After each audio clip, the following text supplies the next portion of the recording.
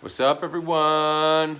Pretty crazy having that thing going on in the background, isn't it? Where did the year go? It's been a good year at that, and let's bring in the last month and get ready for a fresh new year. But today we're going to talk about the TFL, Tensia, Fascia, Lata. Where the hell is that, you ask? TFL is on the front to the outside of the hip. There's a little nugget of a muscle here. If you find your pocket around that area and dig your thumb in and feel a bit of a band there, that is your TFL. If you go too far around to the behind, you're going more into glutes territory. Now your glutes come from behind and join onto your IT band that runs down the side of your thigh into the knee. The TFL, or the Tensia Fascia Lata, is through the front and it joins onto the IT band also, which trails down onto the outside of the thigh down towards the knee. So if any of your glutes or your TFL is tight, it will pull extra tension on the band. So today we're going to be talking about the TFL, a little bit about it, and what we can do to release it. So TFL, numerous reasons why it's tight. Everyone always digs their thumb in and finds that it's very, very sore. The only thing is that, you know, if you've been doing these exercises with a ball or stretching and wondering why it just won't release, then sometimes we need to have a look at the reason as to why it's tightening up so much, why it's getting sore. Some of the reasons are my glutes firing well enough? Is the actual TFL itself strong? Do I have a strong internal rotator into that position? Is that why it's becoming so vulnerable and therefore becoming very, very tight? Are my hip flexors, do I do any hip flexor work in training? And are my hip flexors strong enough to be that main, strong, powerful, dominant hip flexor that they should be? Or are muscles like my adductors and my TFL having to overwork because of one of these muscles not doing their job properly? But regardless, a therapist is the one that will sort that out for you and try and figure out what's going on with regards to the biomechanics. What we want to have a look at is how to release it. I've always given everyone a ball exercise to do for this one. I recommend that you start off with a tennis ball. It is like your rotator cuffs. The TFL is a very smaller muscle and it doesn't need much pressure to get in there and really make that sore. So you need to make sure that you keep your breath work going through this. So for the ball work to start with, grab that ball, lie on your side. Now find that pocket that I was just talking about before.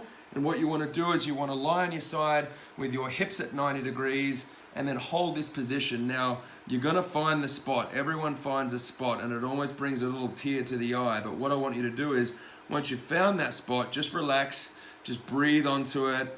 You know, don't move, and then wait for that pain to subside over those trigger points. Once that pain has subsided, then you can start to move even just half a centimeter up, right, left, down, doesn't matter. Find your next spot, breathe through that, okay? So what you're doing is more trigger point therapy here. You're getting that sort of sustained pressure and then that release, and then you're moving through it, okay? So 1 to 2 weeks of this, you'll find that these pains and niggles will start to subside, even by the end of your little 2-minute session here. And what I want you to then do as a progression is bring your top foot, place it on the ground in front of you, and then with your bottom leg where the ball is at the hip, I want you to basically to straighten that leg and bend it, and straighten and bend it. And I want you to floss that leg back and forth. So what's happening here is that TFL is lengthening and shortening under the ball. And as a result, it's like a therapist getting their thumb in there and just breaking those fibers up, okay? And work through repetitions with this, cleaning up anything that feels a little bit sore or tight. The muscle is not big at all. It is more so the fascial connection that it has joining onto the IT band. So a ball is good enough to get in there. Even a foam roller, you're gonna get stuck on the front of the hip bone. So finding something that you can fit into that pocket with is good. If that is too aggressive with you, what you can also do is lie on your stomach. Find that hip bone, that big prominent hip bone that I've always talked about, and all you're going to do is roll to the outside of that towards your pocket. And all you're going to do there is just do some nice little rolling or some nice little oscillations back and forth.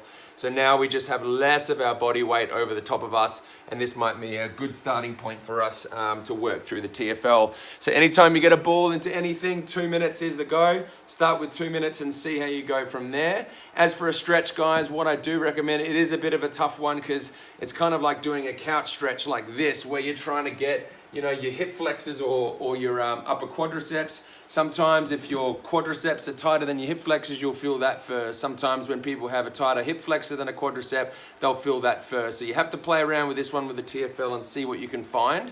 But basically what I would do is, if I'm going to stretch my right TFL, I'll have my left leg in front just at 90 degrees. And what I'll do is, to stretch my hip flexor, I will basically thrust forward through the hip and get a good stretch directly over the center part of my hip. Because TFL is also a hip flexor, we want to also basically put ourselves into some extension, but to bias it, we're going to bring the leg slightly to the inside. Okay, so we're feeding the leg underneath or through this window. And then what we'll do then is basically put some pressure out into the outer aspect of the hip. And from there, it's up to you. You need to rotate your body and see what feels good for you. When I rotate all the way upwards, I get a little bit more glute.